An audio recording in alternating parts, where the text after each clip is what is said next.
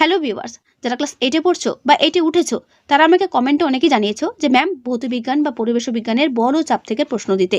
তো ভালো করে দেখো এখানে কি কি প্রশ্ন তোমাদের করতে হবে। তার আগে একটা কথা বলবো যে টেক্সট বুকটা তোমরা স্কুল থেকে পেয়েছো, অবশ্যই টেক্সট বুকটা খুলে বল ও চাপটা জাস্ট একবার রিডিং করে নিও। তারপর আমি যে সমস্ত প্রশ্নগুলো দিলাম এগুলো ভালো করে একবার দেখে নিও, ঠিক আছে? তাহলে দেখবে খুব ভালো করে পড়াটা বুঝতে পারবে। তো চলো কি কি প্রশ্ন এখানে করবে সাজেশন হিসেবে দেখে নাও। প্রথম প্রশ্ন, বল ও গতি বিষয়ে আইজ্যাক নিউটনের কতগুলো সূত্র আছে? ইম্পর্টেন্ট প্রশ্ন, উত্তরগুলো আমি পড়বো না, উত্তর তোমরা দেখে নেবে। নিউটনের প্রথম গতিসূত্র থেকে কি জানা যায়? নিউটনের প্রথম গতিসূত্রকে কিসের সূত্র বলা হয়? ক্রিয়া প্রতিক্রিয়া বল কি সাম্য প্রতিষ্ঠা করবে? বল পরিমাপের রাশিমালা নিউটনের কোন গতিসূত্র থেকে পাওয়া যায়? নিউটনের তৃতীয় গতিসূত্র থেকে কি জানা যায়? অর্থাৎ নিউটনের যে তিনটে সূত্র রয়েছে সেটা ভালো করে মুখস্থ করে ফেলবে। বল পরিমাপের ক্ষেত্রে কোন কোন রাশির প্রয়োজন হয়? বল ও ত্বরণের মধ্যে সম্পর্কটি কি? এসআই পদ্ধতিতে বলের পরম এককটি কি? সিজিএস পদ্ধতিতে বলের পরম এককটি কি? লেখো। সিজিএস পদ্ধতিতে বলের অভিকর্ষীয় এককটি কি? লেখো। যে কটা প্রশ্ন এখানে হাইলাইট করে দেখতে পাচ্ছ, ভেরি ভেরি ইম্পর্টেন্ট প্রশ্ন। 1 নিউটন সমান কত ডাইন? বস্তুর ওজন কোন যন্ত্রের সাহায্যে মাপা হয়? বল মাপার যন্ত্রের নাম কি? করবে, ঠিক আছে? বল পরিমাপ করা হয় কিভাবে? ইম্পর্টেন্ট প্রশ্ন। ক্রিকেট বল ক্যাচ নেওয়ার কৌশলটি নিউটনের তৃতীয় গতিসূত্র দ্বারা ব্যাখ্যা করো আর কি। নিউটনের দ্বিতীয় গতিসূত্র থেকে কি কি বিষয় জানা যায়? 25 কিগ্রা ভরের বস্তুর উপর 100 নিউটন বল ক্রিয়া করলে ওই বস্তুতে কি পরিমাণ ত্বরণ সৃষ্টি হবে? আমরা জানি এফ সমান এম এ, তাই তো? তা ত্বরণটা হচ্ছে এ, তাহলে এ বার করতে গেলে কি করতে হবে? এফ বাই এম, অর্থাৎ ত্বরণ সমান ওপরে থাকবে বল, নিচে থাকবে বস্তুর ভর, ঠিক আছে? ঘর্ষণ বল কোথায় উৎপন্ন হয়? ঘর্ষণ বল সবসময় সংস্পর্শে থাকা তল দুটির সঙ্গে কিভাবে ক্রিয়া করে? ঘর্ষণ বল কোন দিকে ক্রিয়া করে? স্থির ঘর্ষণ চলমান ঘর্ষণের মধ্যে কোনটি কম হয়? ঘর্ষণ বল সর্বদা কোন দিকে কাজ করে? স্থির অবস্থায় ঘর্ষণ বলের সর্বোচ্চ মান কোন কোন বিষয়ের উপর নির্ভর করবে? যারা আমার এই প্রশ্নগুলো পড়বে তাদের দেখবে এই চ্যাপ্টারটা পুরো তৈরি, ঠিক আছে? তার আগে তোমাদের বারবার করে বলছি টেক্সট বুকটা একবার পড়ে নিয়ে কিন্তু এই প্রশ্নোত্তরগুলো তৈরি করো। ঘর্ষণের দুটি অসুবিধা, ঘর্ষণের দুটো সুবিধা লেখো। এক আয়তন বা একক আয়তন বলতে কি বোঝো? বস্তুর ঘনত্ব কাকে বলে? এসআই পদ্ধতিতে পদার্থের ঘনত্বের একক কি? ঠিক আছে? 4 ডিগ্রি সেলসিয়াস তাপমাত্রা জলের ঘনত্ব কত? তাপমাত্রা বাড়ালে তরলের ঘনত্বে কি পরিবর্তন হয়? ঘাত কাকে বলে? এসআইতে পারদের ঘনত্ব কি? ভেরি ভেরি ইম্পর্টেন্ট, তোমাদের প্রথম ইউনিট টেস্ট পরীক্ষাতে কিন্তু 30-এ হবে, ঠিক আছে?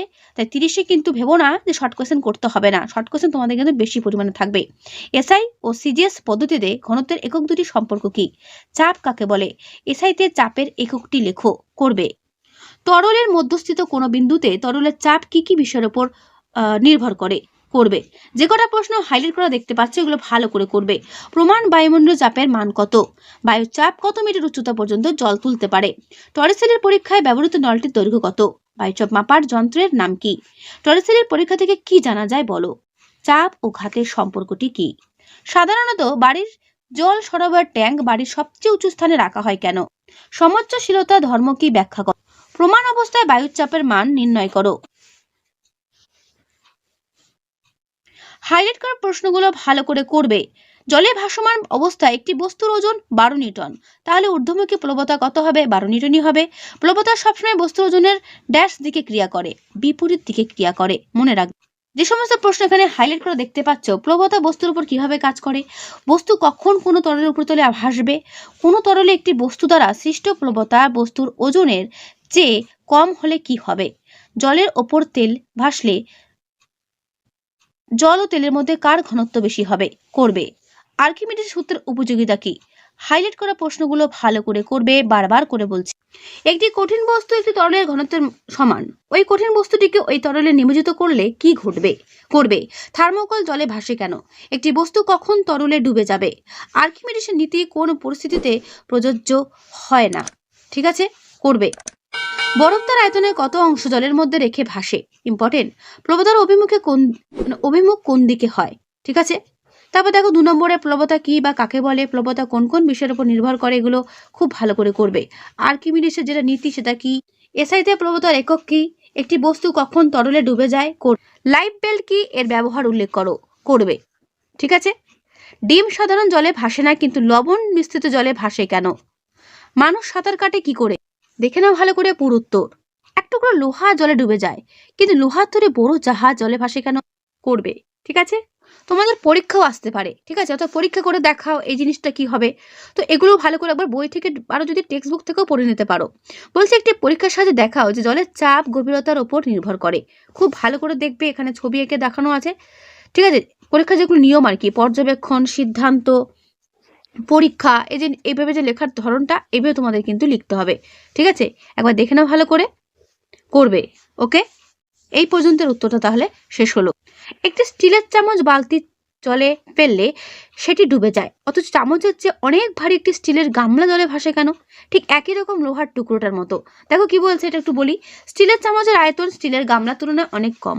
তোমরা জানো, স্টিলের চামচ বালতির জলে ফেলা হলে চামচটি যে পরিমাণ জল অপসারিত করে তার ওজন অর্থাৎ প্লবতা চামচের ওজনের চেয়ে কম, তাই স্টিলের চামচটি বালতির জলে ডুবে যায়। খুব সুন্দর, প্লবতার জন্যই কিন্তু এটি ঘটছে। কিন্তু স্টিলের গামলা তলদেশ অনেকটা প্রসারিত অর্থাৎ চওড়া বা প্রসারিত, তাই স্টিলের গামলা দিয়ে অপসারিত জল বা ওজন বা প্লবতা, জলের যে ওজন বা প্লবতা সেটা কিন্তু স্টিলের গামলার ওজন অপেক্ষা বেশি হয়, তাই স্টিলের গামলা বালতির জলে ভাসতে থাকে। এই রকম প্রশ্ন তোমাদের কিন্তু পরীক্ষাতে থাকবে ফাইনালে, অর্থাৎ থার্ড ইউনিট টেস্ট থাকবে, এবং যেটা তোমাদের আসছে প্রথম ইউনিটের পরীক্ষা সেখানেও কিন্তু থাকবে এই চ্যাপ্টার থেকে প্রশ্ন, ঠিক আছে? তো এই চ্যাপ্টারের প্রশ্নগুলো কিন্তু ভালো করে পড়ে রেখো প্রথম থেকেই। ওকে, আর এই ধরনের প্রশ্ন তো আসবেই, যে এটা ডুবে যাচ্ছে, এটা কেন ভাসছে। তো সেটা স্টিলের চামচ হতে পারে, লোহার টুকরো কোনো জিনিস হতে পারে, বা লোহার বড় জাহাজ হতে পারে, এরকম করে তোমাদের কিন্তু দেবে। যেটা আমি একটু আগে বলছিলাম, একটি ছোট পেরেকের টুকরো বালতির জলে ফেলে সেটি ডুবে যায়, অথচ পেরেকের চাইতে অনেক ভারী স্টিলের বাটি বালতির জলে ভাসে কেন? ঠিক একই কিন্তু উত্তর, যেটা তোমাদের আমি একটু আগে পড়ে শোনালাম, ঠিক আছে? স্টিলের চামচের ক্ষেত্রে সেই একই জিনিস, ঠিক আছে? এটা কিন্তু ভালো করে করবে। দেখো একই রকম প্রশ্ন তিন ধরনের উদাহরণ দিয়ে পেলে। তারপরে প্রশ্ন, আর্কিমিডিসের সূত্র অবাধে সূত্র অবাধে পতনশীল বস্তুর ক্ষেত্রে প্রযোজ্য হয় না কেন? ইম্পর্টেন্ট প্রশ্ন। বলছে অবাধে পতনশীল বস্তুর আপাত ওজন শূন্য হওয়ায় বস্তুর দ্বারা অপসারিত প্রবাহের ওজনও কি হয়? শূন্য হয়।